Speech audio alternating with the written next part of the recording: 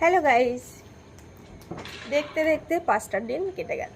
তো চলো, এই যে পুজো তো শেষ আর আমার এখনো জামা শেষ হয়নি। আর আমি সব সেলাই করছি এখন বসে বসে, হাতে একটু সেলাই করে রেডি করে রেখে দিচ্ছি। হাতে সেলাই করছি। এই একটা পুরো প্যাকেট ভর্তি করা আছে। তারপরে শাড়ি তো একদিনও পরা হয়নি, শাড়িও মানে আছে, সেগুলো এখন ব্লাউজ টেলাউজ রেডি করব পুজোর পরে।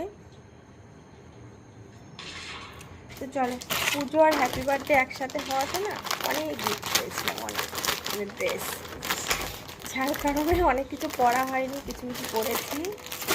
এই যে স্পেশাল মানুষের থেকে স্পেশাল গিফট কেমন হয়েছে জানিও। তো চলো টাটা। বেশ সুন্দর না?